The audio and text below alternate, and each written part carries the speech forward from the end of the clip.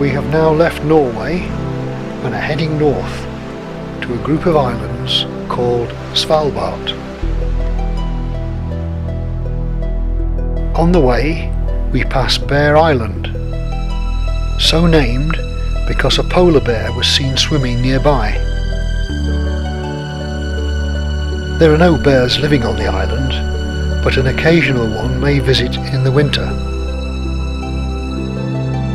This was the setting for a novel by Alistair MacLean called Bear Island, which was made into a film in 1969.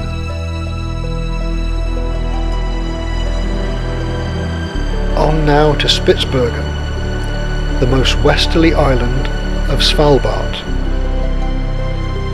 Our first port of call is the main centre of population, Longyearbyen.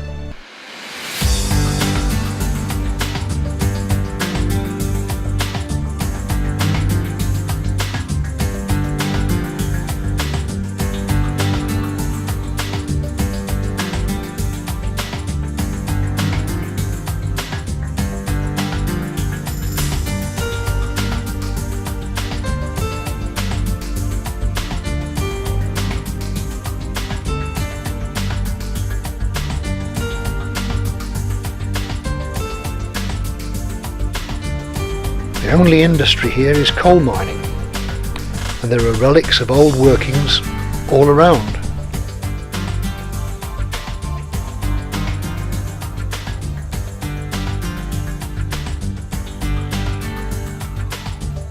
The present workings are here. The main street of the town has a general store which sells absolutely everything. There's a statue outside in honour of those who work underground.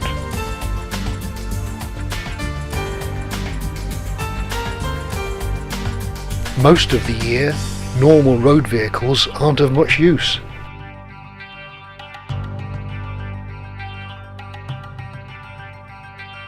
At this latitude, vegetation is very sparse. No trees and only a few flowers, but enough for the wildlife that lives here.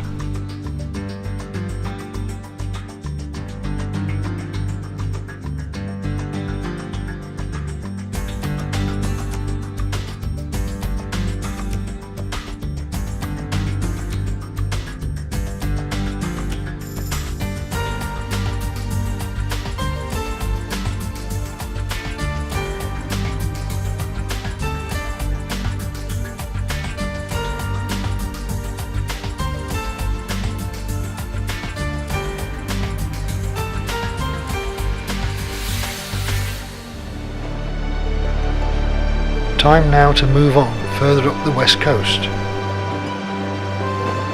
Good weather conditions allow us to sail into Magdalena Fjord to see the glaciers and small icebergs.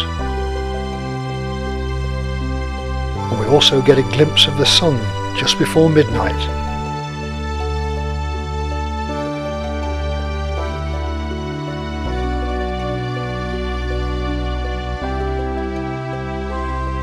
Ice from the glaciers appears blue because all other colours of the spectrum are absorbed by the densely packed ice. The whole scene has an eerie atmosphere about it.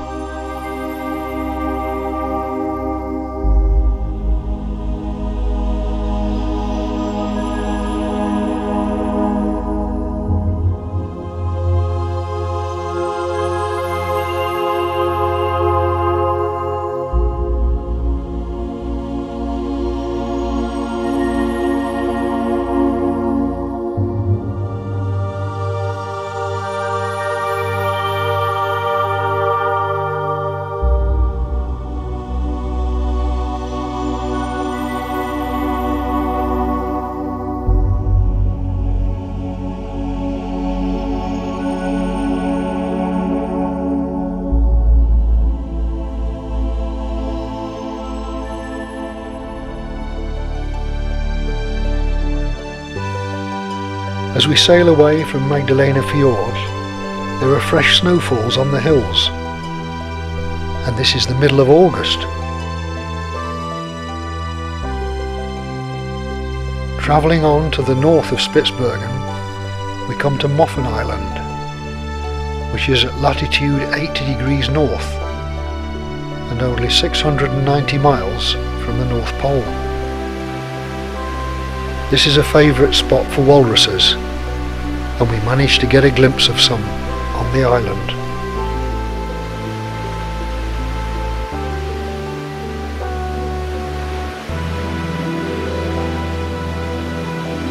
Back down the west coast now to our final excursion ashore at Ny Ålesund, the only other settlement on the island.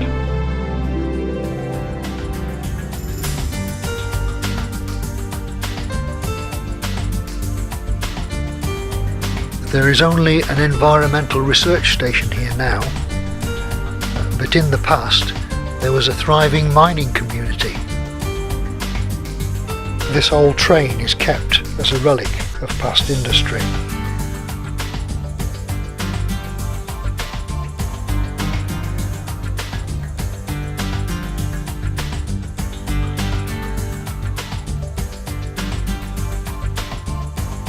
The notice prohibits wandering off the roads to protect this fragile environment.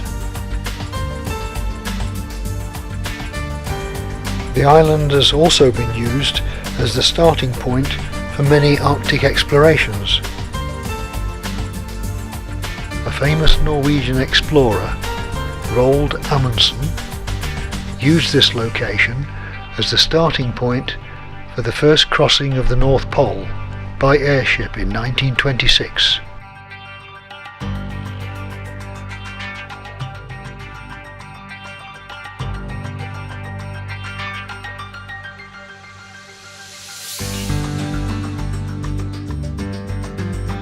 This is the most northerly post office in the world. Sealskins hung up to dry, high enough to be out of the reach of polar bears.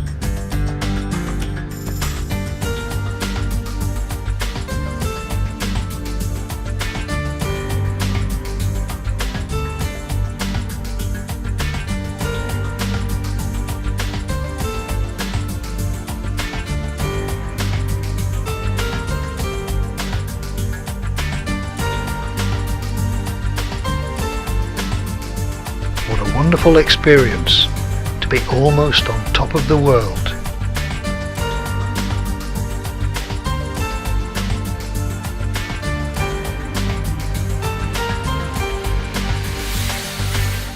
But it's time now to leave and head south, escorted by some of the friendly local inhabitants.